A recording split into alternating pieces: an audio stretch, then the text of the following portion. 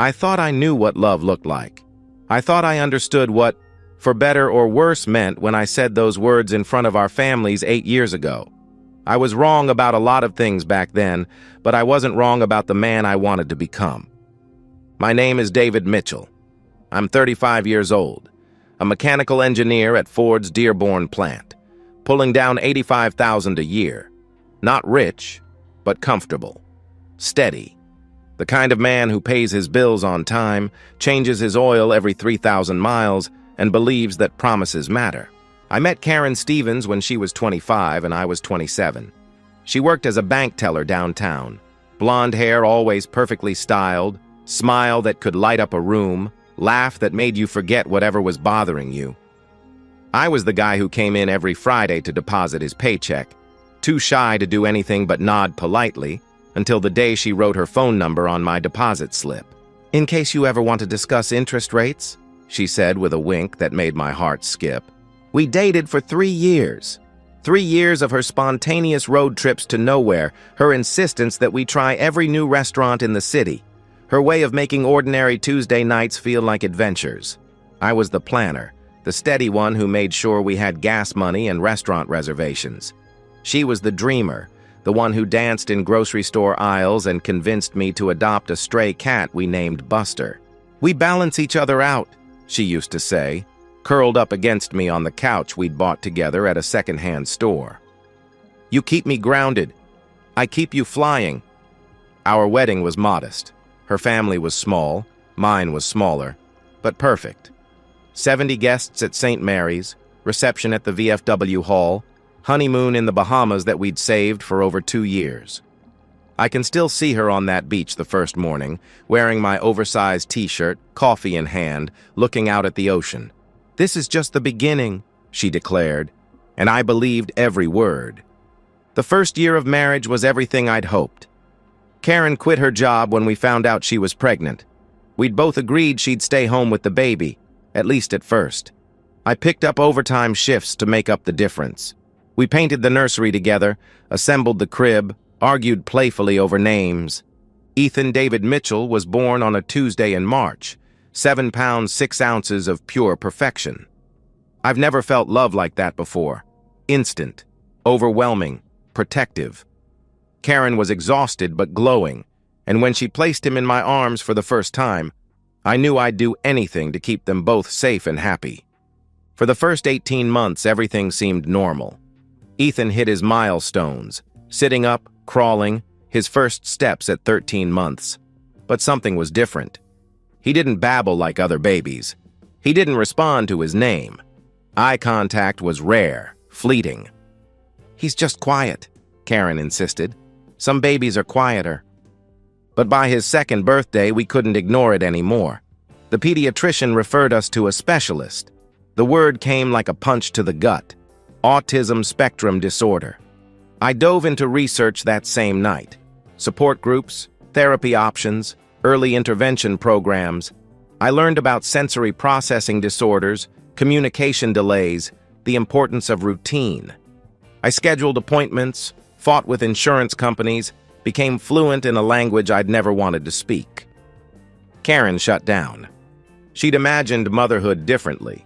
Instagram perfect moments, family photos where everyone smiled, play dates with other moms, date nights that didn't require specialized babysitters. Instead, she got meltdowns in grocery stores, sleepless nights, and a child who needed constant structure and supervision. She stopped decorating our house, stopped planning weekend activities, stopped pretending everything was fine. I picked up every piece she dropped. 12-hour shifts, followed by cooking dinner, cleaning the house, managing therapy schedules, holding Ethan through sensory overloads that could last for hours. I was exhausted, running on coffee and determination, but I never considered giving up. Karen drifted further away each day. One night, when Ethan was almost 3, she finally said what had been building for months. "I didn't sign up for this," she declared flatly. My response was colder than I intended. "Neither did I. But he's our son." "He's your son," she replied with finality. That's when I knew something was ending. I just didn't know how soon or how completely she would shatter everything we'd built. I should have seen it coming.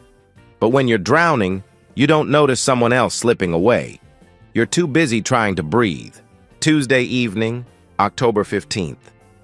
I remember the date because it's burned into my memory like a brand. I'd just finished a brutal 12-hour overtime shift. Extra money we needed for Ethan's speech therapy and occupational therapy sessions that insurance barely covered. My back ached, my hands were stained with grease, and all I wanted was to kiss my son goodnight and collapse into bed. The house was dark when I pulled into our driveway. Not unusual. Karen often put Ethan to bed early when he had rough days. But something felt wrong. The silence was too complete, too heavy. I unlocked the front door and called out, "Karen? I'm home." Nothing. I flicked on the living room light. Ethan's toys were scattered across the carpet, but not in the familiar chaos of a 3-year-old's playtime. They looked abandoned, like someone had stopped mid-game and simply walked away. "Ethan?" I called, heading toward his bedroom. Empty. His bed was made. Karen always made his bed after his afternoon nap, but his favorite stuffed elephant was missing. Panic started creeping up my throat. I rushed to our bedroom. Karen's side of the closet was half empty. Her dresser drawers hung open, contents rifled through. Her makeup bag was gone from the bathroom counter. That's when I saw it. A folded piece of notebook paper on the kitchen table with my name written across it in Karen's handwriting. My hands shook as I picked it up. "David, I can't do this anymore. I've tried for 3 years to pretend that this is the life I wanted, but I can't keep lying to myself or to you. Ethan being disabled means I'll never have the life I deserve. I've met someone who understands me, who sees me for who I really am, not just as a caregiver for a broken child. I'm leaving to live the life I should have had from the beginning, the life I gave up when I married you and had Ethan. Marcus and I are driving to California tonight. Don't try to find me or contact me. This is what's best for me. Ethan is at Mrs. Callahan's house next door. I dropped him off 3 hours ago and told her there was a family emergency. She doesn't know I'm leaving. I'm sorry it has to be this way, but I can't sacrifice my happiness anymore. Karen." I read it twice. Every word was a knife twisting deeper. She called our son broken. She called him a sacrifice. She'd planned this, orchestrated it while I worked overtime to pay for his therapy. I crumpled the note in my fist. Didn't cry. Didn't scream.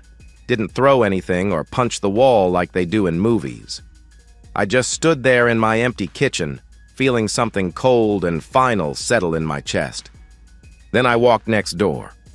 Mrs. Callahan answered on the first ring, her 70-year-old face creased with worry and pity.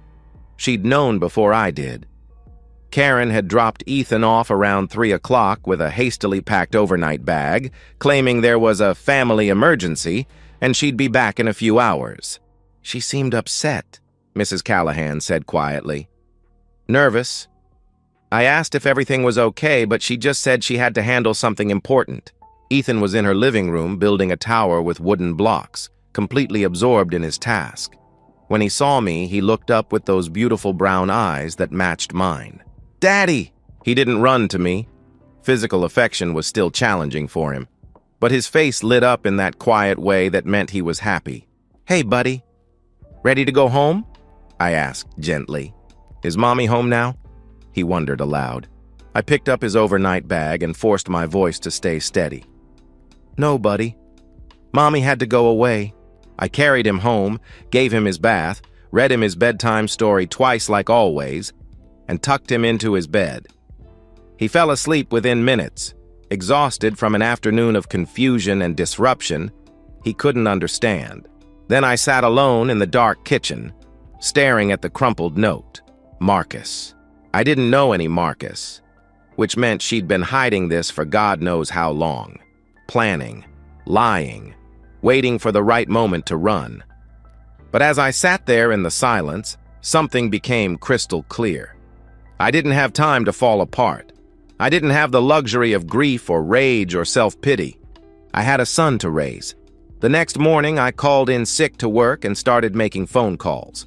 By noon, I'd hired Mrs. Patel, a retired pediatric nurse who specialized in special needs children. By evening, I'd established new routines that would carry us forward.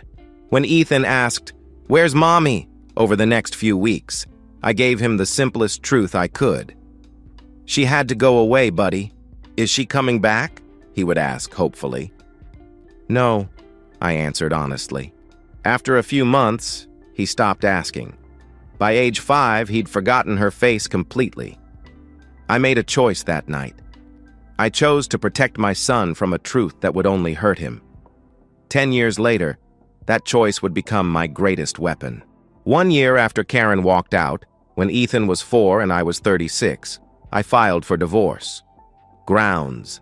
Abandonment. The paperwork was straightforward, clinical in its coldness.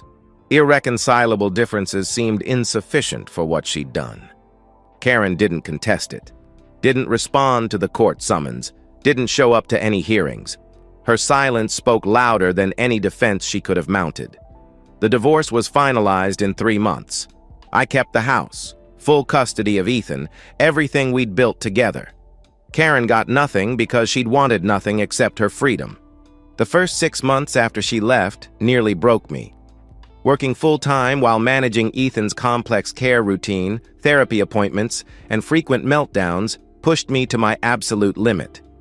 I remember sitting in my car after particularly brutal shifts, too exhausted to walk inside and face another evening of sensory overload management and bedtime battles.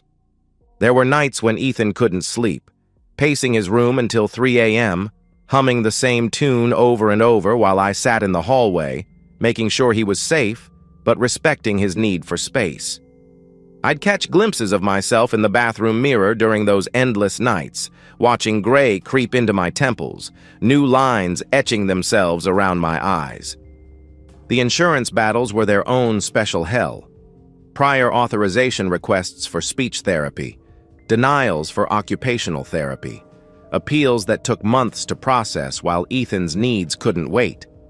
I became fluent in medical billing codes and learned to navigate bureaucratic mazes that seemed designed to exhaust parents into giving up. But slowly, methodically, I built something better than what we'd had before. Mrs. Patel became family, a steady, unflappable presence who understood Ethan's needs instinctively and never once looked at him with pity or frustration. She taught me pressure point techniques for managing sensory overloads and showed me how to read his subtle communication cues. Ethan's progress was gradual but undeniable. By age 5, he could follow complex routines independently. By 7, he was speaking in full sentences, though still selectively. By 10, he was excelling in a specialized education program that challenged his remarkable mathematical abilities while supporting his social development. The years blurred together in the best possible way. Weekend routines became sacred. Saturday morning pancakes that Ethan insisted on measuring himself. Afternoon video game sessions where he patiently taught me strategies I'd never master. Evening movies where he'd curl up beside me during the scary parts. We built elaborate Minecraft worlds together, cities with perfect geometric precision that reflected how his mind organized information. He'd spend hours explaining the logic behind his architectural choices, his face animated with the joy of sharing something he'd created. I never dated, never had time, never felt the desire. My life was work and Ethan, and that felt complete. When well-meaning friends or colleagues suggested I get back out there, I'd just smile and change the subject. I'd found my purpose. By the time Ethan turned 13, making me 45, I barely recognized the broken man I'd been a decade earlier. Gray showed prominently at my temples now, and my hands were rougher from years of maintenance work and household repairs. But I was stronger than I'd ever been, more certain of what mattered. Ethan was thriving in his own beautiful way. He had a small group of friends from his program, kids who understood his quirks and appreciated his loyalty. He'd discovered computer programming and spent hours creating simple games with mathematical puzzles. His teachers called him quietly brilliant, and predicted great things for his future. I thought about Karen sometimes during those years, but only in passing, wondering vaguely where she'd ended up, if she'd found the life she'd dreamed of with Marcus. Mostly, I didn't think about her at all. She'd become irrelevant to our story, a chapter that had ended so completely it felt like fiction. She'd made her choice 10 years ago.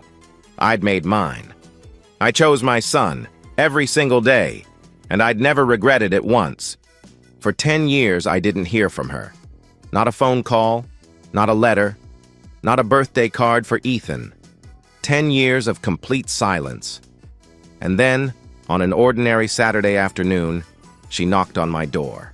Saturday afternoon, March 18th. Ethan and I were deep into our latest Minecraft project, a massive castle complete with working redstone mechanisms that he'd designed himself.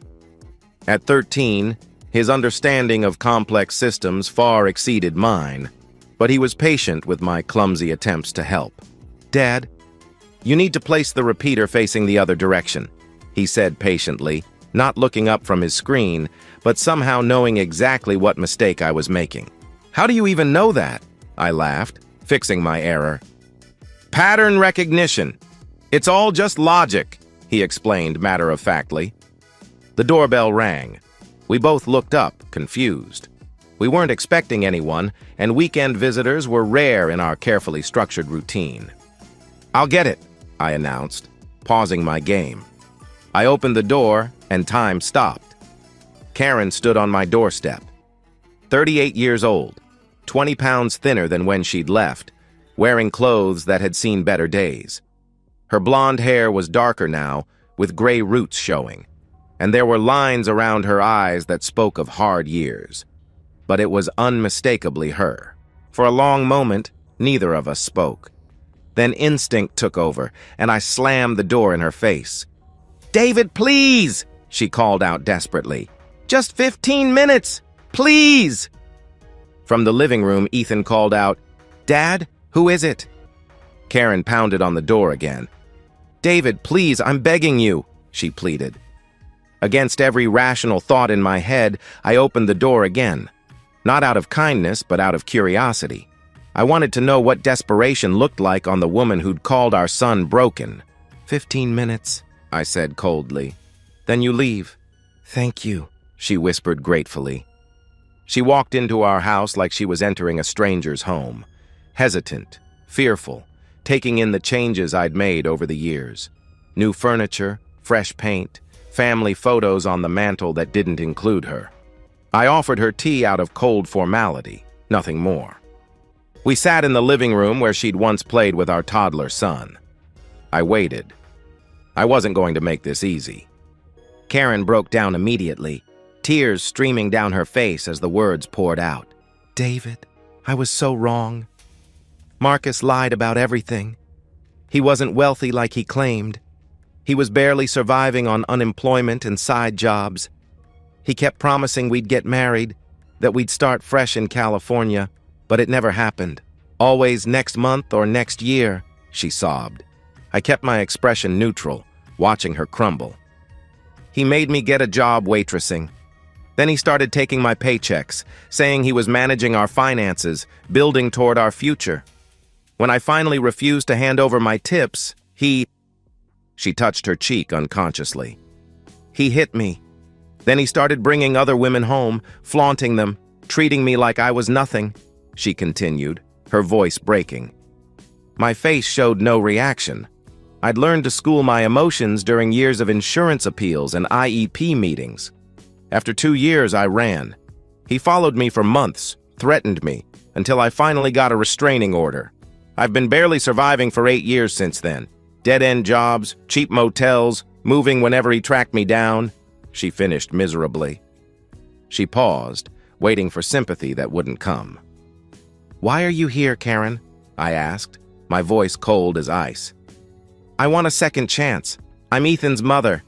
I want to be part of his life again. I've learned so much about autism since I left.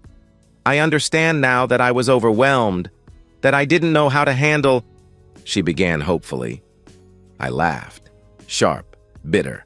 cutting through her rehearsed speech. "You don't want a second chance. You want a safety net," I stated flatly. Before she could respond, footsteps in the hallway announced Ethan's arrival. He appeared in the doorway, 13 years old and tall for his age, staring at this stranger in our living room with polite confusion. Karen stood immediately, forcing a smile through her tears. "Ethan, sweetie, it's me. It's your mom," she said desperately. Ethan's face remained blank. He looked at me, then back at her. "Who is she?" he asked simply. Karen's smile faltered. "Ethan, I'm your mother. I had to go away for a while, but I'm back now," she tried to explain. "My mom is dead," Ethan stated matter-of-factly, repeating the truth I'd told him years ago to protect him from a more complicated reality. "My dad told me she died when I was little." The color drained from Karen's face. "No, baby, I'm right here. I'm alive. I'm your mother," she protested frantically. "You need to leave," Ethan said calmly but firmly. "You're upsetting my dad." He turned and walked back to the living room, dismissing her completely. Karen stared after him, shattered. I stood and walked to the door, holding it open. "You heard him. Time to go," I said with finality. She followed me, broken and desperate. At the door, she stopped for one last attempt. "David, please, can you lend me $1,000 just to get back on my feet? I'll pay you back. I swear I will," she begged. My hand moved toward my pocket. For just a moment, hope flickered in her eyes. Then I pulled out my hand and extended my middle finger. "F off, Karen," I said with quiet venom. I slammed the door and watched through the window as she walked away, shoulders slumped, defeated, alone. And I felt nothing. Not anger, not pity, nothing. That's when I knew I'd won. I don't regret anything. Not the sleepless nights when Ethan was small and couldn't settle. Not the hospital visits when his anxiety overwhelmed his small body. Not the years of sacrifice, the missed opportunities, the road not taken.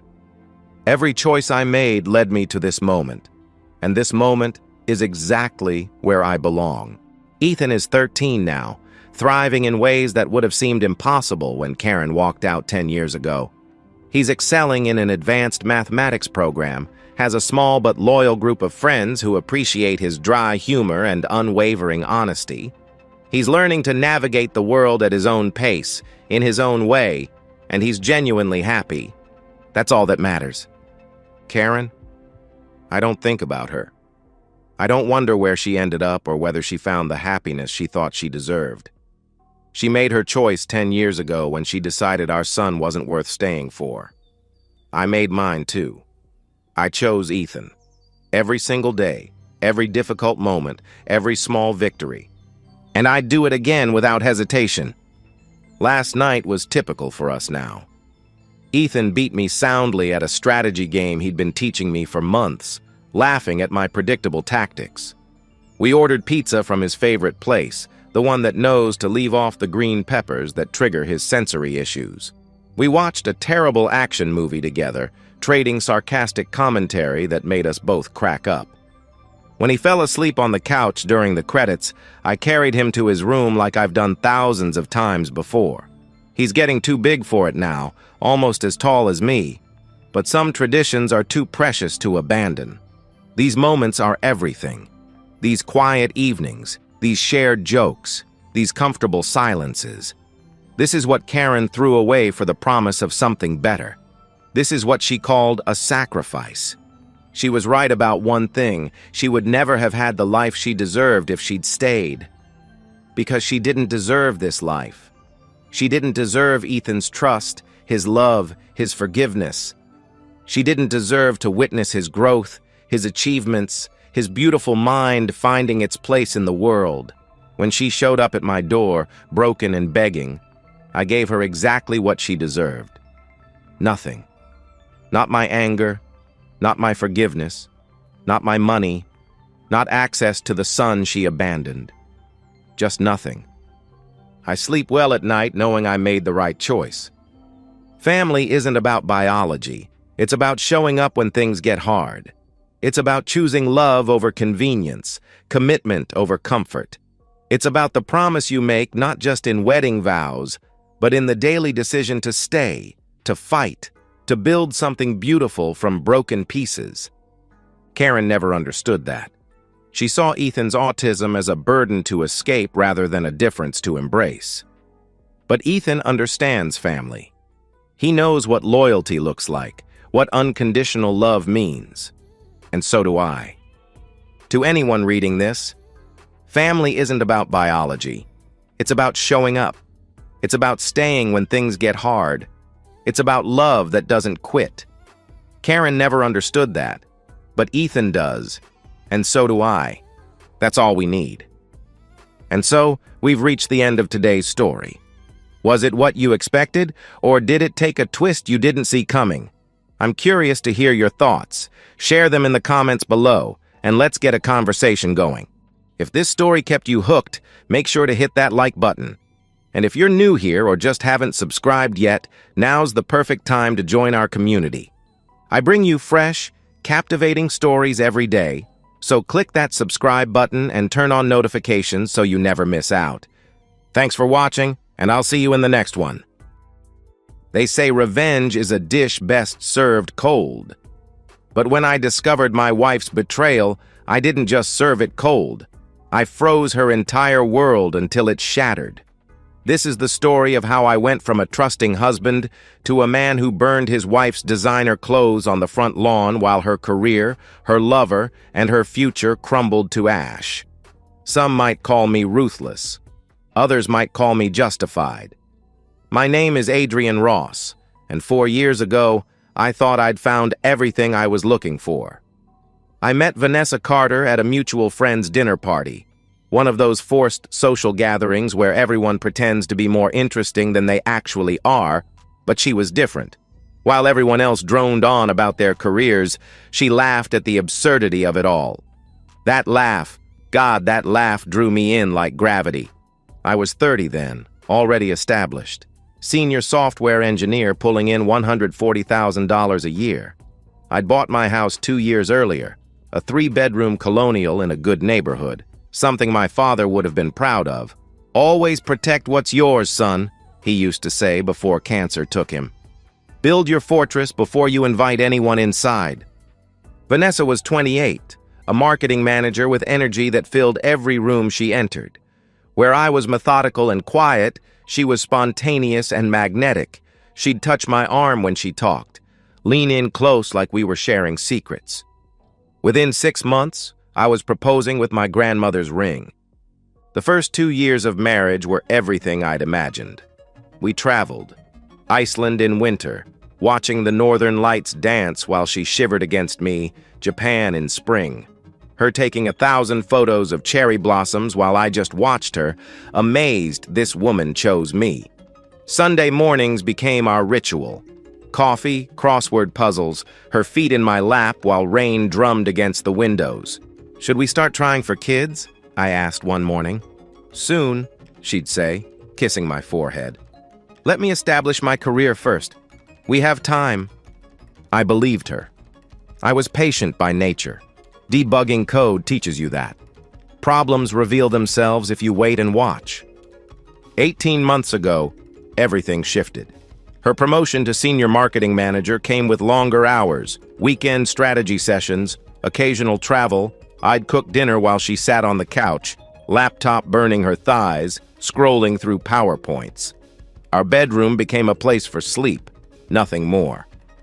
I'm exhausted, Adrian, became her refrain. This is temporary. Once things settle, but things didn't settle. 10 months ago came the bigger promotion, marketing director. Her new boss was Derek Hammond, 41, divorced, VP of marketing. She came home that first week glowing like I hadn't seen in months. He's brilliant, Adrian, she gushed. Demanding, but brilliant. I'm learning so much. I met Derek at the company holiday party 6 months ago. Expensive suit that screamed compensation, handshake too firm, smile that never reached his eyes. When Vanessa laughed at his joke, something stupid about quarterly projections, his hand found the small of her back. His eyes lingered on her a second too long, like a predator marking territory. "I don't like him," I said in the car afterward, watching her check her phone for the 5th time. She rolled her eyes. "You don't like anyone from my work." "This is different," I insisted. "There's something off about him." "You're being paranoid," she dismissed. But paranoia is just pattern recognition wearing a suspicious coat. And the patterns were screaming. Business trips that required new lingerie late-night texts that made her smile in ways I'd forgotten existed. Hair appointments before every trip, nails done, legs waxed. The credit card charges at restaurants I'd never heard of, always during lunch, always for two. 2 weeks ago, she announced another trip. 4 days in Dallas with Derek for a major client presentation. I watched her pack, humming to herself, folding that designer dress she'd bought last week. The red one that cost more than our monthly grocery budget. "I'll miss you," she said, kissing me goodbye at the airport. The kiss tasted like lies. I watched her roll her suitcase into the terminal, already pulling out my phone. The contact I'd saved 3 weeks ago stared back at me. Raymond Cole, private investigator. Time to find out exactly what my wife was doing in Dallas. The drive home from the airport felt like swimming through molasses. Every red light stretched into eternity, my hands gripping the steering wheel until my knuckles went white. I'd already met Raymond Cole 1 week earlier. Former cop, 15 years on the force before going private. His office smelled like cigarettes and broken marriages. "I need to know the truth," I'd told him, sliding Vanessa's photo across his desk. "And if she's cheating, I need evidence. Bulletproof evidence." "Court admissible?" he'd asked. "Destroy her in court admissible," I'd answered. Raymond had nodded, no judgment in his eyes. "I'll get what you need." That evening, I sat in my home office, the house echoing with absence. Every creak sounded like accusation. At 7:47 p.m., my phone rang. "She never boarded the flight to Dallas," Raymond informed me. My chest caved in, even though I'd expected it. "What?" "She took a flight to Miami," he continued. "First class, seat 3B. Want to guess who was in 3A? I closed my eyes, my father's voice echoing. "Protect what's yours, son. Always." "Derek," I said flatly. "Bingo," he confirmed. "Got photos at the gate, boarding together, laughing, her hand on his chest. I'm on a flight down there now. You want me to continue?" "Get everything," I ordered. "Whatever it costs." The next 3 days were torture. I went to work, attended meetings, wrote code, all while my phone sat like a live grenade on my desk. Raymond's updates arrived in devastating increments. Day 1, 8:43 p.m. Photos of them at a beachfront restaurant. Candlelight. Her dress, the red one. Derek feeding her dessert from his fork, her lips closing around it while staring into his eyes, the way she used to look at me. Day 2, 11:15 a.m. Walking into the Fontainebleau Hotel, his hand on her lower back, guiding her. The lobby security footage Raymond somehow obtained showed them checking in together, one room. The honeymoon suite. Day 2, 7:22 p.m. Video from the beach, sunset. Them kissing with an intensity that made bile rise in my throat. His hands in her hair, her leg wrapping around his tourists walking past, oblivious to my world ending in 1080p resolution. Day 3, 9:15 a.m., emerging from the same room, her hair messy, wearing his shirt. The satisfied exhaustion on her face that I hadn't seen in over a year. I studied each image with clinical detachment, the same way I debug critical system failures. Isolate the problem, understand parameters, formulate solution. "I need more," I told Raymond when he called. "Adrian, this is already enough," he started. "I need something that will destroy her," I interrupted. "Video from inside the room, audio, something that leaves zero doubt, zero room for her to spin this." Raymond paused. Complicated, expensive, possibly illegal. I don't care about the expense, I said coldly. As for illegal, you told me you have contacts, hotel staff, security. Make it happen. If I do this, you never tell anyone how you got it, he warned. Done, I agreed. 3 days later, an encrypted email arrived. One video file, 18 minutes, 43 seconds. I sat in my darkened office, bourbon in hand, and pressed play. Hotel room footage, high definition, crystal clear audio, everything. Her telling Derek she loved him. Him saying he'd leave his wife after the quarterly reports were done. Her laughing, saying I was sweet but boring. The intimate moments afterward that she'd stopped sharing with me months ago. Things she'd claimed she was too tired for. I watched it once. My face remained stone, but inside, something fundamental broke and reformed into something harder. Colder. When it ended, I closed the laptop and made a phone call. Patricia Thornton, a crisp voice answered. Ms. Thornton, I need a divorce attorney, I stated. The kind that leaves nothing standing. How bad is it? She asked. Adultery, video evidence. I want her obliterated. Patricia's voice turned sharp, eager. Bring everything tomorrow. We'll destroy her. I poured another bourbon and opened my banking app. Joint checking, $47,000. Joint savings, $63,000. Vanessa's flight home was in 4 days. She had no idea the war had already begun, and she'd already lost. I called in sick for 2 days. Family emergency, I told my manager. Technically true. I was handling the emergency of excising a cancer from my family. Vanessa's texts arrived like clockwork, each one a fresh insult to my intelligence. Meetings are brutal. Miss you, baby. Derek is pushing us so hard, can't wait to be home. Presentation tomorrow. Wish me luck. I responded with calculated neutrality. Good luck. You've got this. Every word carefully measured to avoid suspicion while tasting like ash in my mouth. First order of business. The money. I sat at my computer, multiple browser tabs open. Joint checking. $47,000. Transferred to my personal account, the one Vanessa never knew existed, never asked about her disinterest in our finances was about to cost her everything. Joint savings, $63,000, transferred. Investment portfolio in my name alone. Untouchable retirement accounts, separate property. Within 48 hours, Vanessa's access went from $110,000 to exactly $2,847. Her personal checking balance. I canceled our joint credit cards, removed her as an authorized user. Her next shopping spree would be declined at the register. The thought gave me grim satisfaction. Next, the house. I pulled out the deed, running my finger across the typed letters. Adrian Ross, unmarried man. Bought 2 years before meeting Vanessa. Paid down $140,000 of the $320,000 mortgage with my own money before she'd moved in. Patricia had confirmed it. Premarital asset. She can't touch it. The locksmith arrived at noon. Hispanic guy, maybe 40. Wedding ring tan line, but no ring. Rough divorce? He asked, replacing the deadbolt. Something like that, I replied. He worked in understanding silence, changing every lock. Front door, back door, garage, even the side gate she never used. 5 sets of new keys, all mine.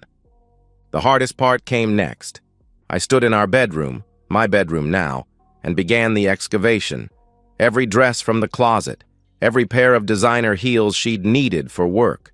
The lingerie I'd bought her for our anniversary, still with tags. The lingerie she'd bought herself, tags removed, worn for someone else.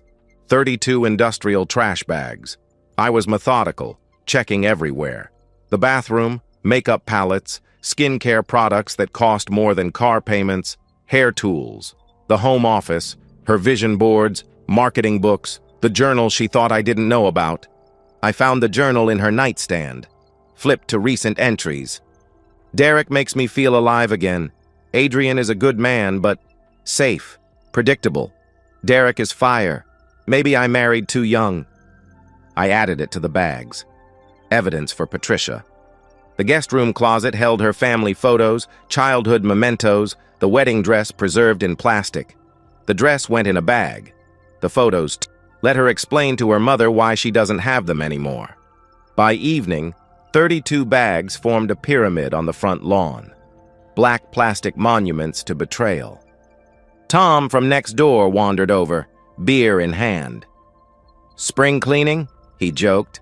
"Something like that," I answered. He studied my face, saw something there. "You need anything, brother?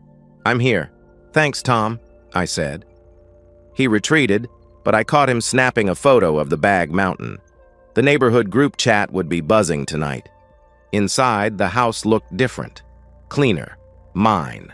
Every trace of her erased like debugging bad code. Identify the error, remove it, compile again. Patricia called at 9 p.m. "Papers are ready. Process server is scheduled." "She lands Friday at 3 p.m., I informed her. "I want her served at my doorstep, 4:30 p.m. "You sure about this?" she asked. "Once we serve papers with adultery grounds?" "I'm sure," I interrupted. "She brought Derek into our bed, Patricia. Maybe not literally, but she brought him into our life. Now she can deal with the consequences." "The video evidence? You're prepared for that to potentially become public record?" she warned. "I'm counting on it," I replied. After hanging up, I stood at the window, staring at the bag mountain. Vanessa texted again. "Presentation went amazing. Derek says I killed it. Celebrating tonight, then flying home tomorrow. Can't wait to celebrate with you too." I typed back, "Great." Then I set an alarm for Friday, 4 p.m. The label read, Judgment Day. I walked upstairs to sleep in a bed that finally felt clean. Friday arrived with unusual clarity. No clouds, no ambiguity, just hard sunshine and harder truths. At 4:15 p.m., I stood at the living room window like a sniper in position. The bag mountain had shifted overnight, some tipping over, clothes spilling onto grass like entrails. Perfect. My phone buzzed. "Landed. Be home in 20. Miss you." I didn't respond. My heart hammered against my ribs, but my hands remained steady. 10 days of preparation for 20 minutes of execution. At 4:27 p.m., her silver Lexus pulled into the driveway. She emerged still on the phone, laughing. That beautiful laugh now poisonous to my ears, the red dress. Of course she wore the red dress home. She took 3 steps toward the house before freezing mid-laugh. Her eyes swept across the lawn. Once. Twice. The phone slowly lowered from her ear. I could see her mouth forming the word, "what?" but no sound emerged. She dropped her suitcase and ran to the nearest bag, designer heels sinking into grass. Ripped it open. Her clothes hemorrhaged out. The anniversary dress, the Christmas shoes, the lingerie. "Adrian!" The scream shattered suburban peace. "Adrian! What the hell is this?" She sprinted to the door, pounding with both fists. The new locks held firm. "Adrian, open this door right now!" she screamed. "This isn't funny!" Through the peephole, I watched mascara already streaming. Behind her, a man in a gray suit approached with practiced calm. "Vanessa Carter Ross?" he asked. She spun, rabid. "Who the hell are you?" He extended the manila envelope. "You've been served." Her hands shook as she tore it open. I watched her eyes scan, watched the exact moment comprehension hit. Petition for dissolution of marriage. Petitioner, Adrian Ross. Grounds, adultery. She staggered, grabbing the porch rail. "No, no, no, no!" The process server was already retreating. Vanessa turned back to the door, pounding harder, her voice breaking into fragments. "Adrian, please, let me explain," she begged. "It's not what you think." I slid the window open 6 inches, appeared like a ghost in glass. "Don't contest it, Vanessa," I said calmly. "Adrian, baby, please, we can talk," she started. "I have video," I interrupted, my voice on autopilot calm. 18 minutes. You and Derek, Miami, the Fontainebleau, room 417, Tuesday night, Wednesday morning, Thursday afternoon. Her knees buckled. She actually collapsed, catching herself on the railing. Oh my God, how, Adrian, I can explain. That video has already been sent to 3 people, I continued. What? Who? She gasped. Your CEO, Derek's wife, my attorney. She vomited, right there on my porch, the red dress now splattered with bile and consequence. You couldn't, she choked out. If you fight this divorce, if you claim 1 cent, if you even whisper the word alimony, I will make sure that video plays in open court, I stated. I will send it to every person in your company directory. I will post it online with both your names, your LinkedIn profiles, your company emails attached. It will be the first thing anyone sees when they Google either of you for the rest of your lives. She was hyperventilating now, gasping between sobs. Where am I supposed to go? She screamed. Not my problem, I replied coldly. Maybe Derek has a couch. Oh, wait. I paused, savoring this. His wife is probably changing the locks right now, too. Guess you'll both be homeless. Poetic, really. Adrian, I made a mistake, she pleaded. I'm sorry. I love you. No, I said, the word cutting like a blade. You love yourself. You love attention. You love whatever Derek gave you that I apparently couldn't. But love me? You don't even know what that means. I do. Adrian, please, I do love you, she insisted desperately. You told Derek you loved him, I countered. Tuesday night, right before you said I was sweet but boring. Right before you laughed about how I always fall asleep by 10. Right before you let him do things you've been too tired to do with me for a year. Her face went white. She knew I'd seen everything. My clothes, my things. You can't just, she stammered. 30 minutes, I announced. Take what you can carry. The rest burns. Burns? Adrian? You can't, she protested. I shut the window, locked it. She pounded until her hands bled, leaving red smears on white door. Neighbors emerged, recording on phones. Tom gave me a thumbs up from his porch. The suburban jury had reached its verdict. 43 minutes later, she gave up. Called an Uber with a voice destroyed by screaming. Managed to drag 3 bags to the curb. The essentials, left the rest for the fire. When the Uber disappeared, I retrieved the lighter fluid from the garage. The bags burned beautiful in the twilight. Orange flames reaching toward a purple sky. Black smoke carrying the ashes of deception into the atmosphere. Neighbors gathered at safe distances, mesmerized by the cremation of a marriage. Tom appeared beside me with 2 beers, handed me one silently. You good, brother? He asked. I watched Vanessa's wedding dress melt into nothing. Yeah, I answered. I'm good. My phone buzzed. Patricia. CEO and Derek's wife received everything. Monday will be interesting. I smiled for the first time in months. The weekend passed in productive silence. I scrubbed the house down to molecular level, erasing every trace of her existence. Repainted the bedroom, rearranged furniture. By Sunday night, it looked like a different home, mine alone. Monday morning, 9:03 a.m., Patricia called. It's done. Both fired, she announced. Already? I asked, surprised. The CEO called an emergency board meeting Saturday, she explained. Your video was comprehensive. Derek was using company cards for Miami $40,000 in client entertainment over 6 months. That's fraud. They're considering criminal charges. I felt nothing. Not satisfaction. Not vindication. Just cold confirmation of a problem solved. And Vanessa? I pressed. Terminated for violation of company ethics policy, Patricia reported. Relationship with a supervisor, misuse of company resources. Her employment contract had a morality clause. She forfeited all severance, all stock options. Nothing. Derek's wife? I asked. Catherine Morgan took his case, she said. You know that name? No, I replied. She's the one who took Senator Walsh's husband for everything after his affair, she informed me. Derek's about to lose custody of his kids, the house, half his retirement, and pay alimony for the next decade. Good, I said simply. That afternoon, Tom texted, Vanessa just pulled up to her office. Looks rough.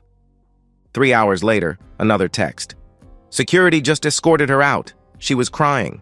At 4:47 p.m., Patricia called again with details from her HR contact. Vanessa had a complete breakdown, she reported, screaming about unfair treatment, sexual discrimination. They had to call security.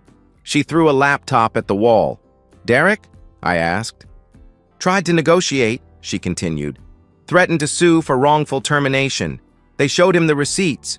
Every dinner charged to the company while he was supposedly in Dallas. He shut up real quick. That evening, my phone exploded with unknown numbers. Adrian, please, I lost everything. Please, just talk to me. You destroyed my life. Are you happy? Was your revenge worth it? I'm at a Motel 6. I have $2,000 to my name. Please. Derek's wife took everything. His accounts are frozen. We're living in his car. You did this. I blocked each number without reading further. Tuesday, the divorce finalized. Vanessa didn't contest, couldn't contest. The threat of public humiliation was too great. I kept the house, all savings, all investments, my retirement, everything I'd built before her and during her. She kept her car, 3 months behind on payments, her personal checking account, and whatever clothes didn't burn. Derek's wife filed an emergency custody motion, Patricia updated me. He showed up drunk to his son's school, lost visitation rights. He's spiraling. And Vanessa? I inquired. Last update, they're together, she answered. Moved 3 hours away to some small town. But here's the thing, I made some calls. Word spread through the entire marketing industry. That video might be private, but people talk. They're unemployable in any major city. They deserve each other, I said coldly. One more thing, Patricia added. Derek's wife is suing Vanessa for alienation of affection. It's a long shot, but it'll cost Vanessa whatever she has left in legal fees. I felt nothing. Like watching a building demolition from a safe distance. Structural collapse was inevitable once the supports were removed. That evening, I drafted an email to my manager. I'd like to explore relocation opportunities. Fresh start. Response within an hour. Austin office has been asking about you. Same salary, better benefits, full remote flexibility. Interested? Yes, I typed back. I started packing immediately. Not running, advancing to a better position. My phone rang. Unknown number. I almost ignored it, then recognized the area code. Vanessa's mother. Adrian? What have you done to my daughter? She demanded. She did it to herself, Linda, I replied evenly. She made a mistake, she protested. People make mistakes. No, I corrected her. A mistake is forgetting an anniversary. This was a choice. Hundreds of choices. Every lie, every night she didn't come home, every time she looked me in the eye and chose Derek, those weren't mistakes. You've ruined her life, she accused. I protected mine, I stated flatly. I hung up. Blocked her too. Outside, the burn marks still scarred the lawn where her belongings became ash. Tomorrow, new sod. Next week, new state, new life. My father was right. Protect what's yours, always. 6 months later. I stand on my downtown Austin balcony, 23rd floor, watching the sun paint the city gold. The condo is everything the suburban house wasn't. Modern, minimal, mine alone. Sold the house for $450,000. After paying off the remaining $180,000 mortgage, I walked away with $270,000. Combined with my saved assets, $680,000 net worth at 35. The new job is better. $160,000 salary, equity options, actual work-life balance. I code from home, walk the river trail at lunch, climb at the gym where nobody knows my past. I'm dating again, casually. Leah, a software architect with her own startup. She knows I'm divorced, doesn't pry. We take it slow, honest, no games. She stays over sometimes but keeps her own place. We both like our space. It works. Tom texts occasionally with updates I didn't ask for. Heard Vanessa's waitressing at some truck stop diner in Waco. Derek's selling insurance door to door. They're still together. Miserable, but together. I don't respond. They're strangers now. Background processes terminated, memory freed. My phone buzzes. Unknown number. I decline without checking. I pour Blanton's, the good stuff, because I can afford it now without someone questioning the expense.